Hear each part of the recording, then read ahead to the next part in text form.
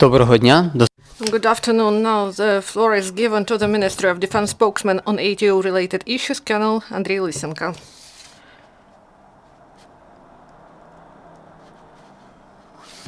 Good afternoon, dear colleagues. Now the information about the events that happened in the ATO area during the last 24 hours and about training of Ukrainian armed forces. Yesterday in the Lugansk area, the situation deteriorated in Popasnyansky region. During the day, the enemy repeatedly used small arms, and after sunset, the enemy used mortars and cannons. Ukrainian forces were forced to return fire.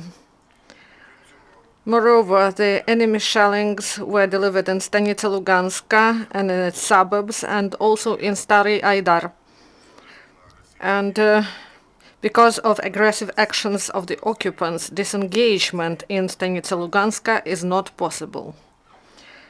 On the whole, during the last 24 hours in the Lugansk area, there were 12 enemy shellings, including 4 with the use of heavy weapons. In the Donetsk area, the militants organized 3 shellings, all of them with the use of heavy weapons, and all of them in different locations. The enemy violated ceasefire in Svetlodarsk Bulge and Avdiivka. Each shelling lasted for 13 to 45 minutes. The enemy launched at our positions more than 50 mortar mines of different caliber. Mariupol area. During the last 24 hours, mortar shellings delivered by the enemy were in 2 spots. These are Krasnogorivka and Vodyane. The enemy launched 80 mortar mines at our positions of different caliber. On the whole, the enemy violated ceasefire along the front line. At that, in all main areas, Ukrainian forces returned fire. On the whole, in the Mariupol area, there were 21 enemy shelling, including 7 with the use of heavy weapons. Yesterday, the enemy organized 7 flights of air drones in all areas of front line, so we fix and observe increase of intelligence activity of the enemy. During the last 24 hours, in the result of the active military actions, 2 Ukrainian servicemen were killed and 2 were wounded. We express our condolences to the relatives of those who were killed. From Russia, they brought reinforcement for the militants.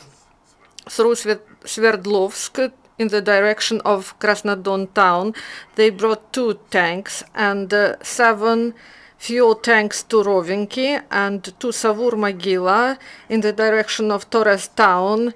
There was movement of 10 tanks and 2 Gvozdika self-propelled systems.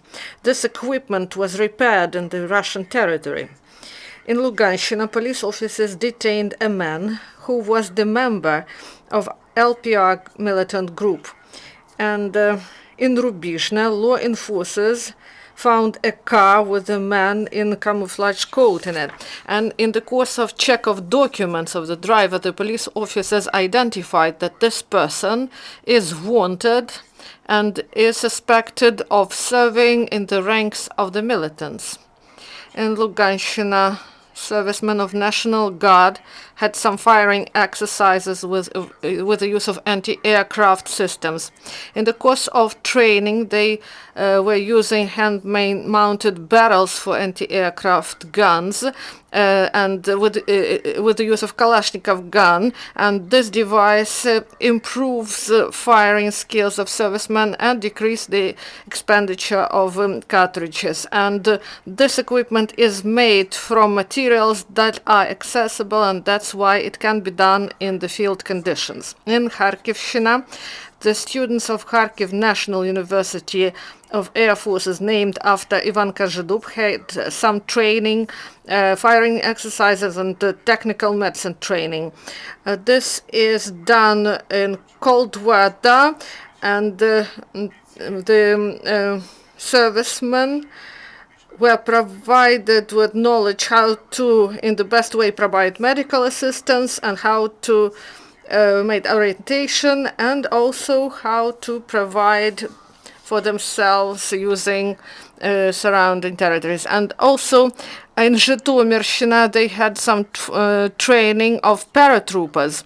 They shared the experience during the theoretical part of training, and then they had some firing exercises with the use of different types of weaponry. This is all information for now. If you have questions, please ask. Do you have questions? No questions. Thank you.